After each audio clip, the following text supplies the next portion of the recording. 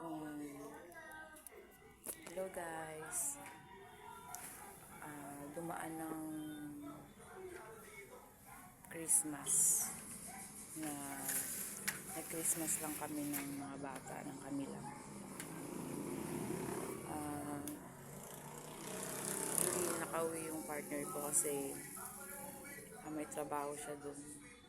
Then nakiusap ako sa kanya na baka pwedeng dito siya mag-New Year. Ang sabi niya hindi niya maiwan yung parents niya. Kasi ngayon lang din niya kasi makakasama yung parents niya mag-New Year. Pinapauwi niya kasi kami doon. Ang gusto niya kasi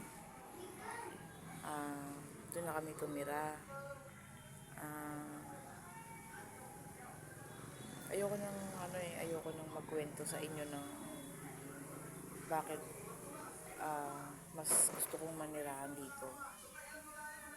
Basta alam ko lang at nararamdaman ko mas magiging komportable ako pag nandito kami ng mga bata. Ngayon,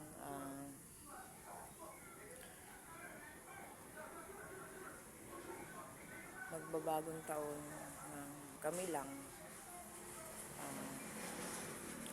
Wala akong maihain sa lamesa. Ganun pa man, nagpapasalamat pa rin ako kasi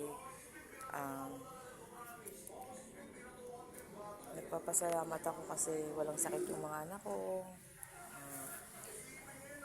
Walang nangyayaring masama sa amin.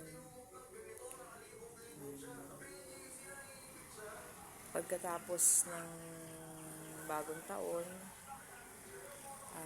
panibagong taon na naman, haharapin ko na yung una ko nabanggit dun sa unang vlog ko na yung bahay nga namin may nakakuha na. Ngayon, binigyan kami hanggang January. Bahala na kung anong mangyayari sa susunod na buwan. Na ilang araw na lang,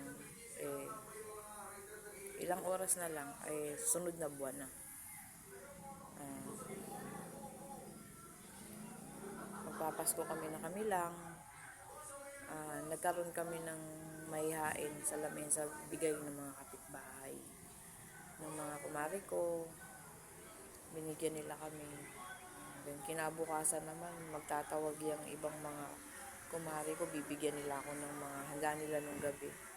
Kasi mamaya pag nag-alas 12, matutulog lang din kami ng mga bata. Bukas na lang siguro kami kakain.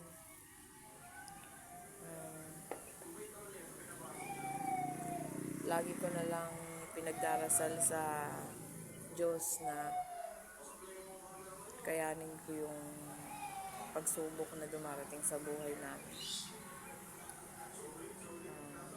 Ayokong pangunahan yung mangyayari pero sa ngayon kasi pakiramdam ko mag-isa lang ako. Hindi ko alam kung andyan pa siya. Hindi ko rin alam kung anong balak niya. Dahil nga nandito kami. Kasi may mga chat siya sa akin na kulang na lang sabihin niya maghiwalay na kami. Kasi ang nangyayari sa akin niya sinasabi na kung gusto ko na daw bumitaw na daw ako. At kung hindi ko daw gusto ng ganitong setup, sabihin ko daw sa kanya. May problema din kasi kami dito actually. Dito sa bahay. Gusto ko sana dito na lang kami. Gusto ko dito kami magsikap kami dito, itaguyod namin yung pamilya namin dito. Ayoko pumunta sa lugar na pakiramdam ko hindi magiging okay yung pakiramdam ko. Tsaka hindi ako magiging komportable. Alam ko hindi lahat makakaunawa sa sitwasyon ko. Siguro yung iba iisipin, selfish ako. Yung iba iisipin, ah, hindi ko iniisip yung sitwasyon ng partner ko. Pero kasi kailangan ko din isipin yung sarili ko, yung nararamdaman ko, di ba? Masakit yung nangyayari ngayon kasi syempre, magbabagong taon kami na hindi kami magkakasama.